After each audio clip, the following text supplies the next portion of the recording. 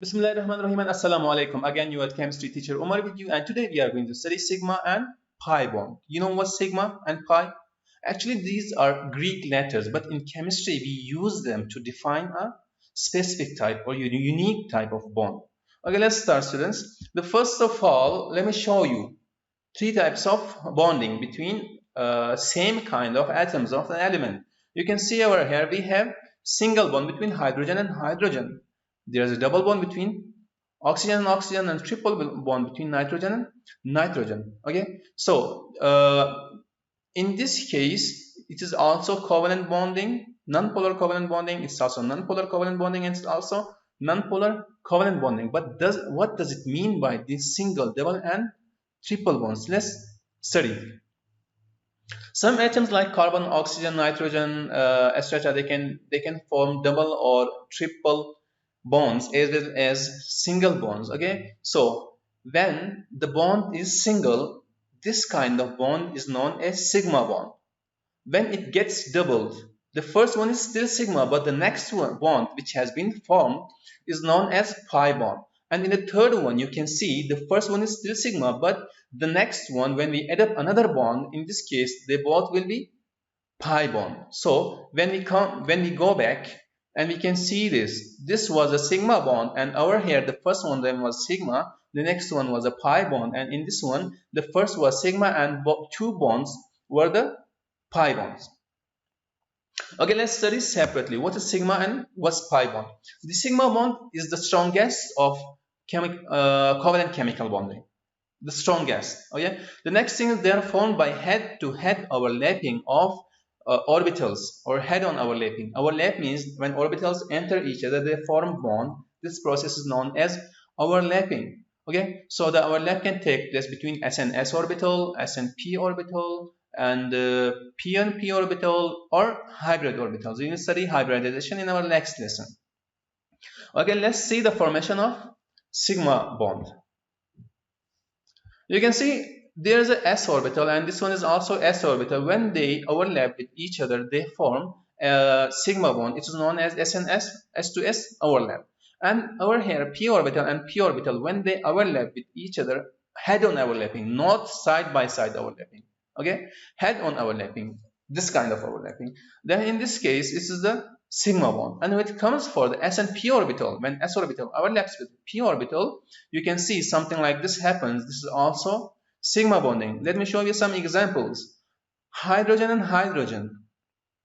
Hydrogen has one s orbital, and there's only one electron in the one s orbital. So when they enter each other, when they overlap each other, they form a single bond. This single bond is sigma bond. And when hydrogen reacts with fluorine, in this case, the one s orbital of hydrogen reacts with the 2p orbital of fluorine.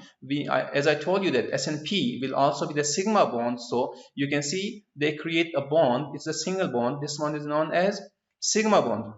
Okay, what about the F and F? When fluorine and fluorine react with each other, in this case, p orbital of fluorine reacts with p orbital of fluorine. These are the shapes of p orbitals when they overlap head to head, like this, not side by side. In this case, the bond that is formed is sigma bond.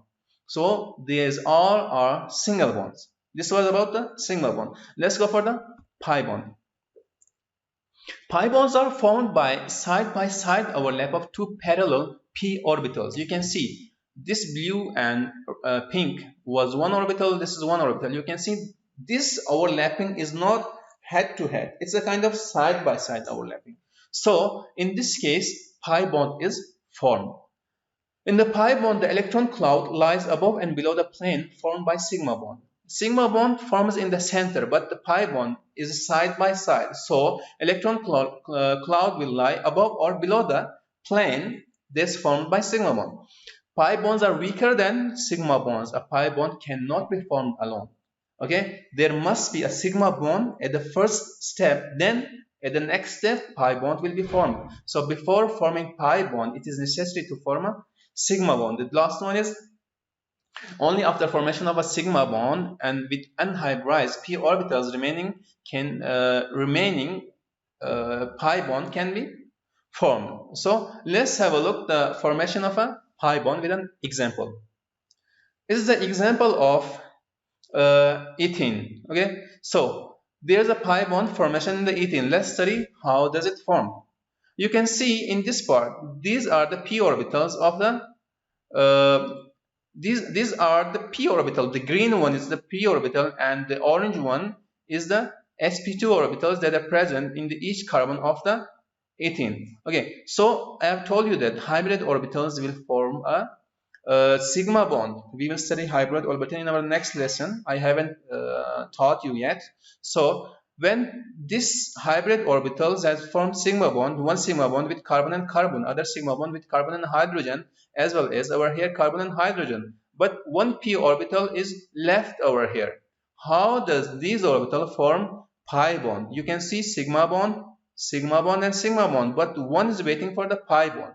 So this is a plane between carbon and hydrogen and carbon and two hydrogen. So these two p orbitals, they overlap each other with a side by side from below and above. In this case, you can see electron cloud. It is below and above the parallel of the plane of the sigma bond. So this blue electron cloud is known as pi bond. You can see overlap of p orbitals leading to pi bond, and this overlap is side by side, not head on or head to head.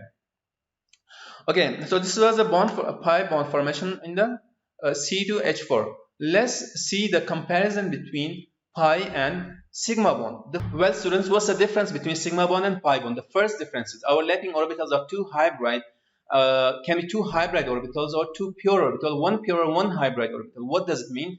Hybrid orbitals are made up of two different types of orbital. For example, S and P hybrid. Okay, so in sigma bond, it doesn't matter if it's between pure and pure, between hybrid and hybrid, or between hybrid and pure orbital. But in pi bond, the overlapping must be between two pure and hybridized orbitals. So remember this. And the next thing is this stronger than pi bond. Sigma bonds are always stronger than pi bond, but the pi bonds are weaker than sigma bond. And the third one, it can exist independently. Sigma bond can exist independently. First of all, the sigma bond is formed, but pi bond needs a sigma bond to be formed. Then it's in the next step, its number will come.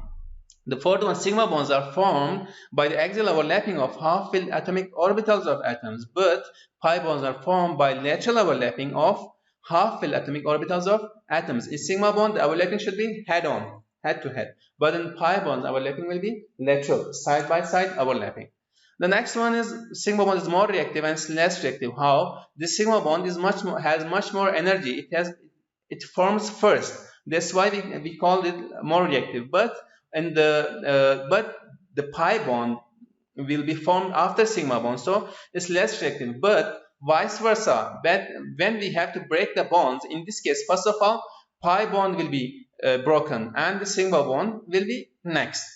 The sigma bond allows free rotation, but pi bond restricts free rotation. What's the meaning of free rotation? If we have two atoms bonded with each other, if there's only single bond, they can rotate. But if there's a sigma bond and then pi bond as well, they cannot rotate because there are two bonds. Okay, students, this was a comparison between sigma and pi bond. Hope you have learned something new today, and if you still have any question and suggestion, write in the comment section below. And please don't forget to subscribe our channel and like our videos. Have a good time. See you next day. Goodbye.